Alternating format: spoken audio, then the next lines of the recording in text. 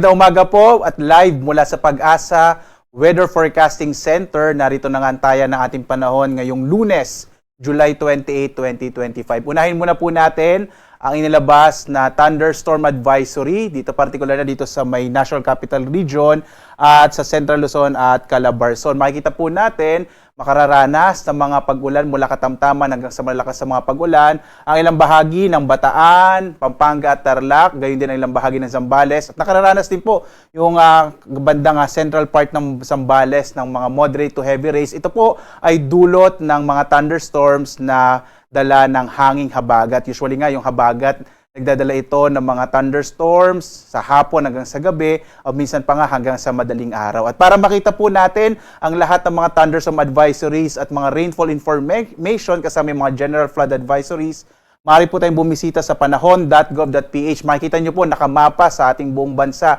yung mga warnings na nilalabas ng ating ahensya. Samantala naman sa ating latest satellite images, makikita po natin patuloy pa rin yung pag-iral ng southwest monsoon o habagat, partikular na nga dito sa may kanlurang bahagi ng Luzon na makararanas at patuloy na makararanas ng maulap na kalangitan at magdadala pa rin ng mga malalakas hanggang malalakas sa mga pag-ulan, yung area ng Ilocos Region, Bataan, Zambales at gayon din ilang bahagi ng Cordillera. Ang nilalabing bahagi ng Luzon, makararanas naman ng maulap na kalangitan na may mga kalat-kalat na mga pag-ulan, pagkidlat, pagkulog. Makikita po ninyo dito sa may area ng Visayas, maging ilang bahagi ng Mimaropa, itong Palawan at itong Mindanao. Generally fair weather pero posible pa rin yung mga thunderstorms sa hapon hanggang sa gabi. Wala tayong minomonitor na low pressure area sa loob ng Philippine Area of Responsibility, bagamat nandyan pa rin po yung una, yung bagyong si Komay, na pinangalanan po nating Emong na nasa loob ng Philippine Area of Responsibility. Nandyan pa rin po siya at nakikita po natin posibleng patuloy itong kikilos pa sa may area po pakanluran patungo sa may bahagi ng China. Samantala naman, yung Typhoon Krosa na nasa labas din po ng Philippine Area of Responsibility ay hindi natin inaasahang papasok pa ng PAR at papalayo na sa ating bansa. Gayunpaman, itong dalawang weather systems nito ay maaari pa rin patuloy na maghatak o maka-impluwensya sa habagat. Kaya yung area po ng western section ng Luzon, asahan pa rin natin the next coming days, magpapatuloy pa rin yung mga tsansa ng hanggang malalakas na mga pag-ulan. Samantala, wala tayong minomonitor na low pressure area nga po sa loob ng Philippine Area of Responsibility.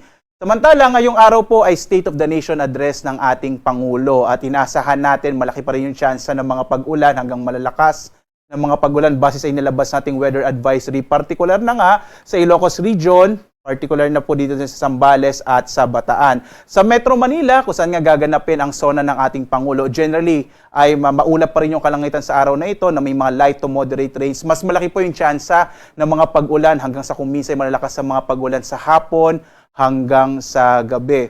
At ngayong araw nga po, inaasahan pa rin natin malaking bahagi ng Luzon ay makararanas ng maulap na kalangitan na may mga kalat-kalat na mga pag-ulan, pagkilat, pagkulog. Ay yung concentrated po yung mas malaking tsansa ng mga pag-ulan sa western section ng Luzon, yung area nga ng Ilocos Region, Zambales, Bataan, maging itong area ng Occidental Mindoro, posible pa rin yung mga pag-ulan. At kasama rin po dyan yung Cordillera Administrative Region. Ang nalalabing bahagi naman ng Luzon, yung area po ng Bicol Region, generally mas fair weather po yung mararanasan pero posible pa rin yung mga isolated rain showers and thunderstorms sa hapon hanggang sa gabi. Agwat ng temperatura natin sa Lawag, 26 to 30 degrees Celsius. Sa Baguio, 17 to 20 degrees Celsius. Sa area ng Tuguegarao, 25 to 32 degrees Celsius. Ang Metro Manila naman, 25 to 29 degrees Celsius. Sa Tagaytay, 23 to 28 degrees Celsius. Habang sa Legazpi, 26 to 32 degrees Celsius. Dumako tayo sa Palawan, Visayas at Mindanao. Makikita po natin dito sa area ng Palawan, mga isolated rain showers and thunderstorms ang mararanasan. Yung agwat ng temperatura dito sa may area ng Calayan Islands, 24 to 31 degrees Celsius. Sa Puerto Princesa naman, 24 to 31 degrees Celsius. Sa bahagi naman po ng Kabisayaan, mga isolated rain showers and thunderstorms din ang mararanasan sa hapon hanggang sa gabi. Yung agwat ng temperatura sa Iloilo, 26 to 32 degrees Celsius. Sa Cebu, 27 to 33 degrees Celsius. Habang sa Tacloban, 27 to 34 degrees Celsius. Habang ang malaking bahagi po ng Mindanao, medyo mainit na panahon yung mararanasan, bagamat posible din yung mga thunderstorms sa hapon hanggang sa gabi. Makikita po natin yung agwat ng temperatura sa Zamboanga, umaabot hanggang 25 to 34 degrees Celsius. Sa Cagayan de Oro, 24 to 34 degrees Celsius, habang sa Davao, 26 to 33 degrees Celsius.